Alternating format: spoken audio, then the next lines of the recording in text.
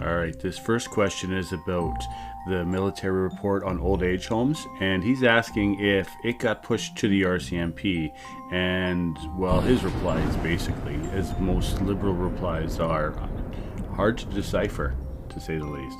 Check it out Mr. anyway. Bazan, a 15-second question, please.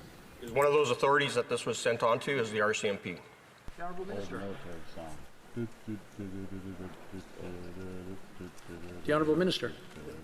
Mr. Speaker, as is stated, that this is going not only will be given to the appropriate authorities, and the appropriate steps will be taken now. Okay, a couple things. Falk, this MP Falk has done a couple days of excellent stuff. The second thing, you can see the deplorable use of technology in making it a problem. They're not giving this woman enough time to reply, and when she is replying, she's filibustering. But check out MP Falk here. Ms. Falk. Ms. Falk. Outstanding. Thank you, Chair. Yesterday it was revealed that the Minister of Digital Government has been promoting a fundraising campaign to sue Global News for their story criticizing the Chinese Communist Party. Why is the Minister using her authority to support the Communist Party of China in threatening our media and freedom of expression? The Honourable Minister. Mr. Speaker, we value the important work of media right across the country, and attacking the integrity of hardworking journalists is simply not acceptable. Like many members on all sides of the House, WeChat is a social media platform used to engage and share information with the... Now go back to Ms. Falk. Ms. Falk. Is the Minister aware of the efforts the United Front carries out on behalf of the Chinese Communist Party to influence how Canadians view the People's Republic of China? The Honourable Minister. Thank you for that question. Mr. Speaker, I want to just be clear that participation in the WeChat chat group, much like Facebook, is guided by posted guidelines. We'll now go back to Ms. Falk. Ms. Falk. Is the Minister an active participant in the efforts by the Communists to muzzle Canadian journalists and deprive Canadians of the facts about China? The Honourable Minister. Thank you, Mr. Speaker. Muzzling journalists is never acceptable, and our government is very clear on that. But I will say that the individual in question posted something outside of the guidelines of my WeChat group and is no longer part. We'll now go back to Ms. Falk. Ms. Falk, I just want to point out that we do have interpreters listening and trying to interpret. They'd appreciate it. My questions are short. That's probably what it is. Take a deep breath. Chair, the Liberals can't shrug this off. The Minister admitted to the breaker that her own political staff manages this WeChat. This is someone who is paid by Canadian taxpayers. Why is the Minister using tax dollars to help China attack Global News and the freedom of expression? Hear, hear. The Honourable Minister. I think the member knows very well that the people who post on WeChat are free to post what they choose within certain guidelines. Those guidelines were ignored. That person is no longer part of my WeChat group. The post was completely unacceptable, and I do not share the views of the individual. Now we'll go back to Mrs. Falk. Ms. Falk. Chair, Sam Cooper is an investigative Canadian journalist who has uncovered many different criminal rackets that can be linked back to Beijing. Has the Minister apologized to Sam Cooper for attempting to shut down his work? The Honourable Minister.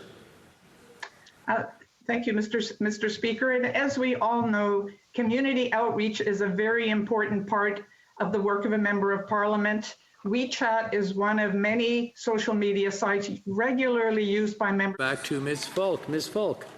Chair, when will the Minister apologize to Sam Cooper and Global News? The Honourable Minister. Mr. Speaker, I have been very clear that I do not share the views of the poster, the person who posted on my WeChat site, who operated outside of my... We'll now go back to Ms. Falk. Ms. Falk. Chair, in December of 2008, the Liberals passed C-76. This included provisions to prevent foreign interference in Canadian society.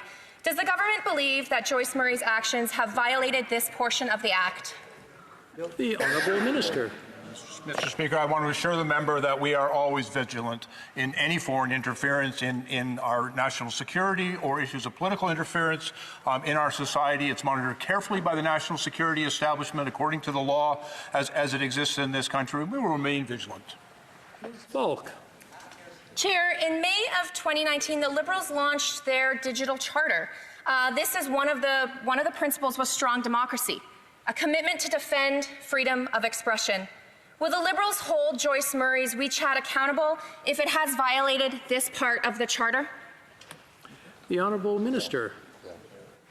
Mr. Speaker, we are absolutely committed to the rule of law and will always uphold it. But I think, as the Minister has made very clear, she was not involved in this process and has no control over the individual that posted that matter.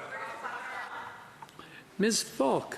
Chair, unfortunately, I don't believe that that was a sufficient answer. This is really a yes or no. Will the government hold Joyce Murray's WeChat accountable if it has violated their part of the Charter? The Honourable Minister. Again, Mr. Speaker, I want to assure the member that our government remains committed to the rule of law, and we will always work tirelessly to uphold the laws of this country. Falk. Is that a yes or a no? Minister. And I think it was very clear we will always uphold the laws of Canada. Ms. Falk. Still, was that a yes or a no? I'm not hearing a yes or a no. The Honourable Minister.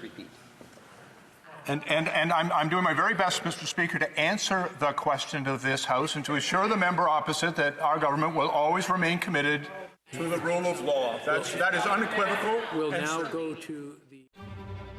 Basically, that first MP, I thought what she was doing, the technological blah, she basically circumvented all Parliament. They might as well not have had it. I might as well not wasted my time watching it. She didn't answer her questions, didn't even attempt to. She was cut off in 13 seconds.